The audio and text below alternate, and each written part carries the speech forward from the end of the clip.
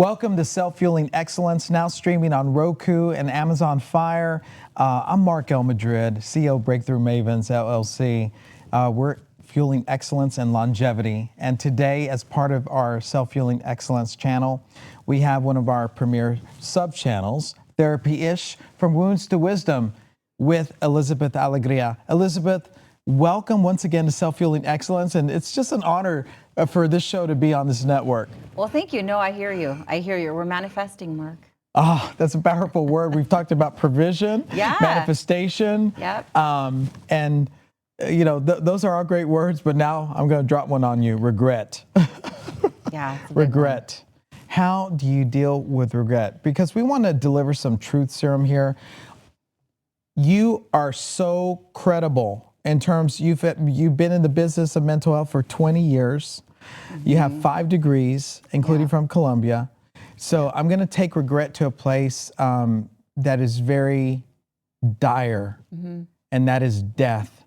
You've been with people in the most dire circumstances, including those about to lose their life. Yeah.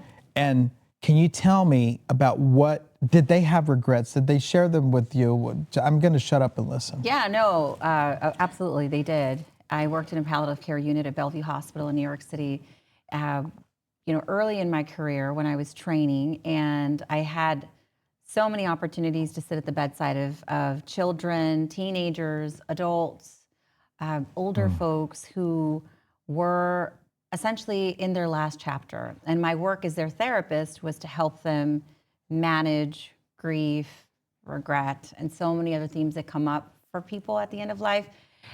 You know, death is a topic that so many people like to avoid because it's uncomfortable, and I get it, but we're all going there, guys, so might as well, talk about it. And I certainly heard people talk about the things they regretted. And often I heard themes. I heard some of the similar things that were coming up for folks as they were navigating this last stage of life. And I can tell you about them if you want. We would love to know. I mean, what were some of those themes that seem to be consistent across the board? Well, if we think about the word regret is essentially the space between what could have been and what actually is now, right? It's the space between what we wanted, what could have been, and the thing that actually happened. And for most people that I met with and spoke to, the top regret was the things that they didn't do. It was the opportunities they didn't take. It was the girl that they, broke up with and felt like they should have gone after her, and now they wondered, where is this girl? It was about the job that they stayed in for too long because it was safe, and they regretted not taking a different job. I heard about regrets of folks that had lived for other people. That was probably the top 2, right? That was like top 2 things I heard. And that's a very common theme, right? Folks staying in marriages that they wanted to leave, but they couldn't disappoint their kids or their parents or their loved ones, so they stayed. That's an example of living for other people. Living in a way where they never felt like they could speak their truth because they didn't want to disappoint others. Again, living for other people, kind of putting their needs on the back burner. But those are some of the main regrets I heard. The top one, without question, was missed opportunities. Wow. Yeah. So we're going to separate this into 2 dimensions. Okay. First of all, how do you approach someone at the end of their life in terms of helping them in this capacity with that short period on some sort of resolution, some sort of how did you do that? I know. Unfortunately, I'm practiced in many areas of helping people navigate the human condition, and it was never easy, Mark, whether I was meeting with an 8-year-old or a 15-year-old or a 70-year-old. It was never an easy conversation. The first thing I did was just really open myself up to receiving what they had to share. Whether it was anger, some people were angry that life was ending, and I get it. I didn't get to do the things I wanted to do. I'm 10. I get it. I do. So that was the first thing that I showed up with, was just a sincere openness and shared vulnerability to share the space and to just kind of hear where they were coming from and to hear about their pain, however it was manifesting, whether it was legitimate sadness or just anger or frustration or conglomeration of those things. The second thing that I encourage people to do was, especially for the folks that regretted missed opportunities, because I feel like that came up a lot, I would encourage them to forgive themselves for having made the choices that they made, because there were real reasons why they made them at the time. There's the power of forgiveness, but the power of forgiving yourself. It's a totally different monster. Sometimes it's easier to forgive others than it is to forgive ourselves. And the work focused on that, on forgiveness. Sometimes it was letting go of grudges. So maybe that required a forgiveness of the other party, maybe not.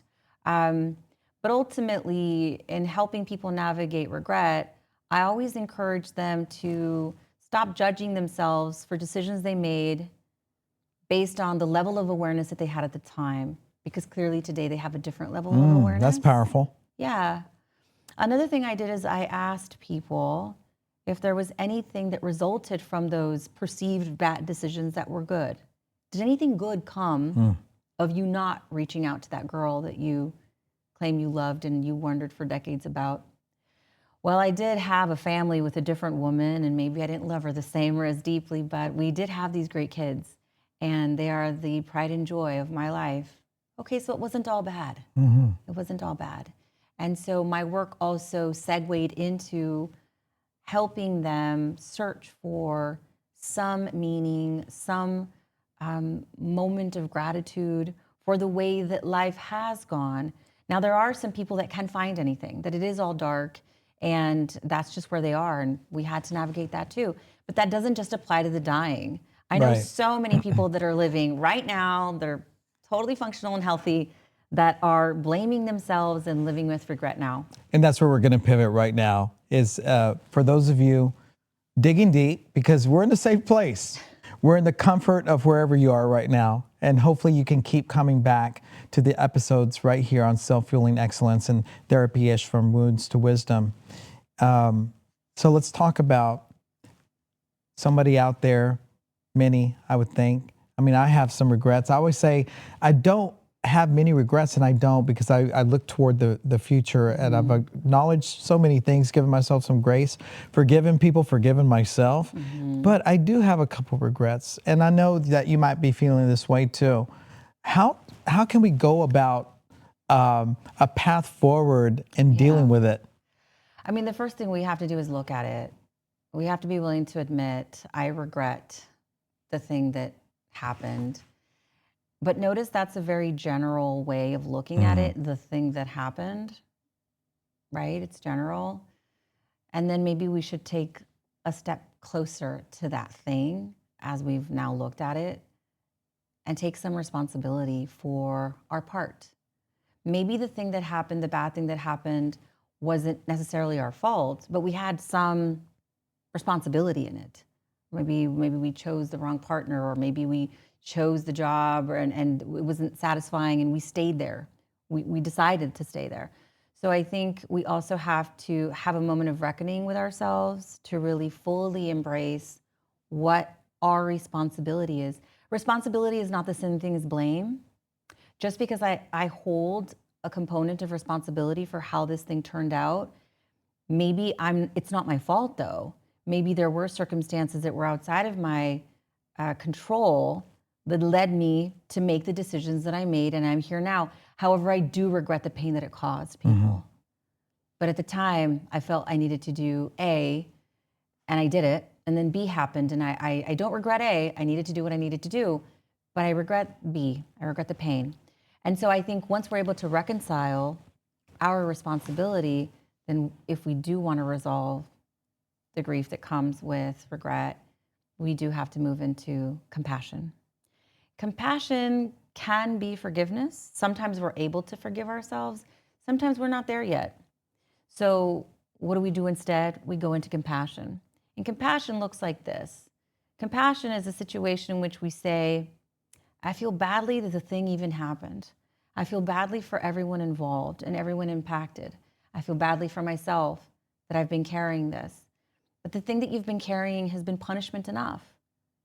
And the question we must all ask ourselves when we're struggling with regret is, how long will I punish myself with grief and regret?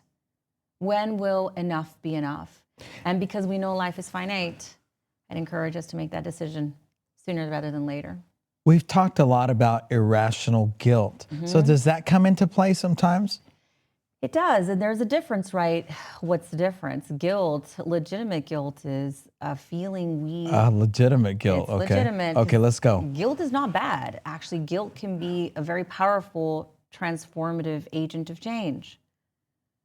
Legitimate guilt stems from situations in which I have not lived in alignment with my authentic self and my value system. And I have done something or said something that has caused me to step out of alignment with my personal views of who I want to be and who I say I am. And sometimes that guilt can be powerful because it helps us reflect, it helps us change course, it helps us do better. So guilt is not necessarily a bad thing, it can be productive. Now, irrational guilt is when we beat ourselves up for situations that occurred that really were outside of our control. You know, we can experience elements of that, but truly, if the situation was out of our control, then the guilt we're feeling is not rational. And it is incumbent upon us to let that go progressively, because sometimes it's hard, especially when we find ourselves in situations like car accidents or something like that, where people are injured, and we were part of that. But it really was an accident, and we can beat ourselves up for that for a very long time. But again, that kind of guilt is not productive. It can lead to other debilitating mental health concerns, and nobody benefits from that irrational guilt. Coming back to, because I mean, I think things can become honeycombed. You know, that's my word of the year for 2025. You've heard it many times, but I think that, you know, sometimes those lines are permeated. Let's make a connection here. We have a couple of minutes here to break this down. Did people in those most dire of circumstances, did some of them find relief? Were they able to resolve the regret or come to a healing place? Most of them did. Most of them did, because as a therapist, I'm constantly the mirror in the room. I'm the mirror. And what that means is I'm constantly reflecting what I'm seeing with an element of compassion and 1,000% acceptance of the person in front of me. 1,000% acceptance. And I think what helped many of them is I would say to them, well, friend, we're at the end. The curtain's about to close. You choose the last moments. You choose how you respond to those last moments. You didn't choose that the fact that the curtain's about to close. That's not your choice, but you choose how you respond to those segments of light that are escaping, because soon it will be a dark theater. And you choose how you respond to those final moments. How will you choose? And I confronted them with the reality in a very empathetic way. I can see you flashing back probably to a number of instances. Yeah, I get a little emotional talking about it. And I'm getting emotional because I can see the passion, the compassion, the empathy, and in most cases, the resolution. So if that can happen in that circumstance with that small amount of time left in this earthly life, there is hope. There is. Right? And why should we have to wait until that moment? Because some of the cases were not resolved. And so what can we do right now? If there's somebody out there, I'm sure there's degrees of regret, but what are some takeaways, things that we can implement? I think the other thing is when we tackle something like regret, sometimes we think that it's going to be a long project, but does it have to be? No, it's a decision. It's a decision. People that are living in regret are constantly looking at the past. And the supervisor that trained me at Bellevue Hospital was very clear about it. She said, Miss Alegria, focus can only reside in one place. Your foci cannot reside in the present and the past at the same time, simultaneously. Ooh. So for those of us that are living in the past, it simply means that, if you're struggling with regret, it means that you're looking over your shoulder to the past, but the past is gone. It's gone. No matter how you feel about it, no matter how it's impacted you, it is gone. It's done. And all you have is right now, this moment that we're living, this reality, the only thing that matters because it's the only thing that exists. This regret is embedded in a figment of a memory that is gone like ashes in the wind. It's not productive. So what I tell folks is you can go through the long process of grieving your regrets and things like that. There's nothing wrong with it. And we do that a lot in therapy. It can be very restorative for people and very healing. So I don't want to discourage people from doing that. But if folks feel like they've done that already and they just feel stuck and they're ready to move on but don't know how, I would say in the next 5 to 10 seconds of your life, make that decision. I have to direct the next 5 minutes of my life, the next hour of my life. When I talk to people in therapy, I don't practice as much as I used to, unfortunately. But you still practice every Friday. Every Friday afternoon, I have my clients. That's true. And that's the difference between entrepreneurs that are at the CEO level, and you've been at it. You used to celebrate 10-year anniversary of your business, been at this over 2 decades, but you still practice. That says a lot about you. They have Friday afternoons, but they're very special afternoons for me and for them, I'd like to believe. And so sometimes we're talking about something difficult, something hard that's happened. And I say to them, well, it's 2:00 and our session is coming to an end. You have the rest of the day. I wonder what you'll choose, and I wonder what you'll decide. And I always am so intentional with the words I use because it really boils down to choice and decisions, And so there's so much power in those choices and decisions that we make personally that we can literally direct our lives in so many ways. But if we're living with regret, we're constantly looking backwards. It's so hard to move forward productively when we feel like we've been chained to the past that way. But again, those are just figments of our imagination. And even in the most dire of circumstances, that's relative to the person. So I want you to think about, because it's all relative to one's own experiences, but I'm thinking about the most dire conditions that I've been in, and they've been pretty tough. I think when I was successful in dealing with the regret is that I found one attainable positive movement toward resolving it. Because I say a whole lot of little goes a long way. People are looking sometimes for the leaps, and I get that. I have too. But sometimes the leap is a product and aggregation of the small steps. And I think in some cases, putting some, attainable steps of resolution, could that be a methodology to help us? Absolutely. If the road seems long, we have to put into place smaller stepping stones that are eventually going to help us hit the target and meet the goal. So potentially one small step would be to make a decision about today, right? I can't undo the past. I cannot resolve it. It's too big for me. But what I can do is make one decision about how today is going to go. I will not give myself permission to beat myself up today, emotionally or mentally. And whenever I start feeling those feelings come up and those ideas start coming in unconsciously, I'm just going to draw a very loving, gentle boundary and say, not today, not today. I'll deal with you another day. But today is the day that I'm deciding to do differently. And maybe we can't do the whole day. So maybe it's just going to be the next hour. For the next hour, I do not give myself permission to beat myself up. I've been doing that for a really long time. Clearly has not solved the problem. That's not the solution. I'm learning and practicing. But for now, I'm drawing a very gentle and loving boundary around how I talk to myself about what's happened. It sounds like you've had that conversation with your own self. I have. Similarly to you, Mark, I don't have many regrets. I don't. I live boldly, and I would rather fail than to not try. But yeah, there are moments in which I have to reflect and still reconcile some things with myself. And I have to remind myself decisions were made by multiple parties, and that is how we got here. Ooh. Because in my mind, sometimes I'll say, Wow, that's I powerful. can't believe I did this, and it led to me being here. Notice how I'm localizing all the responsibility on me. Yes. Of course, I feel like terrible after that. But once I take a step back and I look at things objectively, I said, no, there were other people at play. There were other things happening.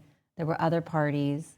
Decisions were made by different parties, myself included, and we got here today. Ultimately, am I satisfied where I am? My answer is yes. So it makes it worth it. But if your answer is no, then more work has to be done. We have a couple of minutes. Tell me about one experience back to the dying that where you saw resolution. Yeah, so I remember very, very vividly an older gentleman that I worked with. And I'd actually worked with him in outpatient care, so I'd seen him before and I knew him. And, you know, Bellevue Hospital is a training hospital, so they sort of shuffle the interns around. And so I had met him before. Months later, I'm now in a palliative care unit, and I see him again. And we'd known each other, and so our work was always in Spanish, and I greeted him, hola, ¿cómo está? And he's so funny. He was so funny. He'd say, like, well, not so good. En español? En español, no muy bien. And so I remember sitting with him and saying, cuénteme, ¿cómo le va? You know, talk to me, what's going on? And he shared about what was happening, and he just went to it. And it's because we'd had that pre-existing relationship. He just said, you know, I don't know what's going to happen. I don't think that I prepared my kids enough for this change. And you know, they're adults, but they're not in the best shape, and I feel responsible for the fact that they didn't live life the way I thought that they would, and that they're not doing well now. And he was putting a lot of blame on himself. And I remember reflecting to him and telling him, wow, when you talk about them, I can hear the love in your voice and I can see it in your eyes. Sometimes as parents, we put all the blame on ourselves when our children's lives don't go as perhaps we may have wanted. And I reflected that too. Sounds like you're putting the weight of their decisions on you because they're adults now, you know. But tell me about how they have succeeded, because it hasn't all been bad. Tell me about the good things that they've done, because they've had those moments too. And he was able to reflect, find that balance between the ways that life had gone and, you know, in ways that he did not approve of, but was able to weave in some of that positive. We came back to a more balanced place. And basically I asked him to decide, how do you go into the next chapter? Are you going to take this regret with you? Or are you going to let your boys be boys and continue to figure things out? And he said, you know, there's nothing I can do from the other side, so I got to leave it here. And I said, okay. And so he left the responsibility where it needed to be, and he made that decision. He liberated himself from that weight and was able to transition more peacefully. Wow. So thank you so much for delivering your credibility, your experience, your truth, and being in the most dire circumstances and being a part of somebody transitioning in that manner with some resolution. So you heard it here, literally from wounds to wisdom, therapy-ish on self-fueling excellence. We hope you keep on coming back. We're here 24/7 on streaming on Roku and Amazon Fire. Thank you very much for joining us.